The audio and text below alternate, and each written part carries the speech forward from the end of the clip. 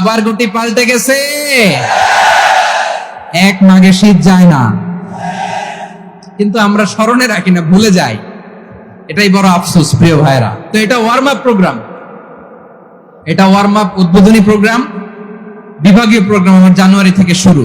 তো যা যা করছেন আমার সাথে পেকুয়াতে সব কিন্তু বয়ান দিব, ওই জায়গায় সব বলে দিব পেকুয়াবাসী কি করছে। আমি তো ভাবছি পেকুয়ার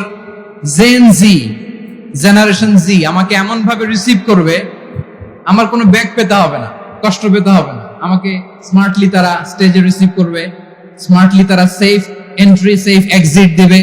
তো বাস্তবে তো উল্টা, একেবারে উল্টা। আমি জানি জায়গা নাই, ওই যে দেখছেন উত্তর রেডিয়াস।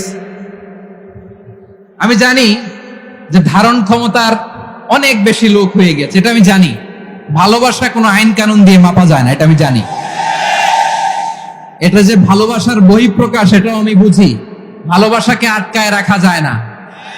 এটা যে ভালোবাসার অগ্নি স্ফুলিঙ্গ, এটারে কোনো কিছু দিয়ে দামায় রাখা যাবে না, এটা আমি টের পাই। এজন্যই মনকে বুঝতে যেটা ভালোবাসা। মেহেরবানি করে অল্প কয়েকটা মিনিট একটু সুশৃঙ্খল আমার সাথে থাকতে হবে, আল্লাহর ওয়াস্তে, আল্লাহর ওয়াস্তে। প্রিয় ভাইরা, তাহলে আমরা ঐক্যবদ্ধ জীবন যাপন করতে চাই, ঠিক কিনা বলেন? এবার বলেন ঐক্যের ভিত্তি কি? আমরা যে ঐক্যবদ্ধ হব কিভাবে?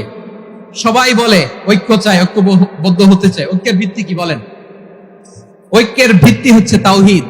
আওয়াজ করে বলতে হবে সবাই, ঐক্যের ভিত্তি কি?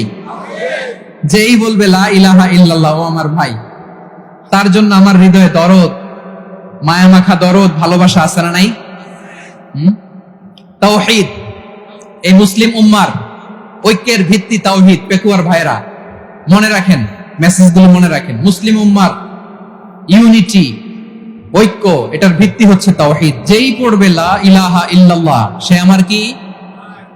এজন্য বিষ্ণুই বলেন মান ক্বালা লা ইলাহা ইল্লাল্লাহ, যে ব্যক্তি বলবে লা ইলাহা ইল্লাল্লাহ মুখলিসান মিন কলবিহি, অন্তর থেকে যে পড়বে লা ইলাহা ইল্লাল্লাহ, দাখালাল জান্নাহ, সে জান্নাতি হয়ে যাবে। সুবহানাল্লাহ বলেন। যেই পড়বে লা ইলাহা ইল্লাল্লাহ, সে কই যাবে? জান্নাতি হয়ে যাবে। এখন আমার সব ভাই যারাই লা ইলাহা পড়ছে জান্নাতে যাক, চাই কি চাই না? নাকি আপনি শুধু একাই জান্নাতে যেতে চান? একাই যেতে চান?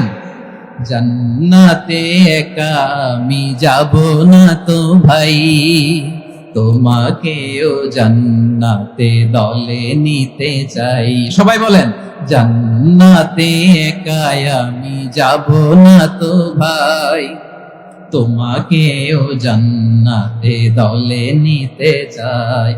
আমাদের জান্নাতের দল ভারী হোক, আমরা চাই কি চাই না? যেই বলবে লা ইলাহা ইল্লাল্লাহ, ওই আমার ভাই, সে জান্নাতে যাক, এটাও আমি চাই, ঠিক কিনা? নাকি সবাইরে জাহান্নামে পাঠাইয়া খালি আপনি জান্নাতে ঢুকবেন? আচ্ছা বলেন, সব গেছে জাহান্নামে, আপনি একা জান্নাতে, ওই জান্নাতে ভাল লাগবে আপনার? আকল খাটান। সব জাহান্নামে গেছে, যান। এ কাফের, ও জালেম, ও নাস্তিক, সব গেছে জাহান্নামে, আপনি একা জান্নাতে, ওই জান্নাতে ভাল লাগবে? জান্নাতে আমি একা যেতে চাই না, আমার জান্নাতের দলকে আমি ভারী করতে চাই। চিল্লায়া বলো ঠিক কিনা?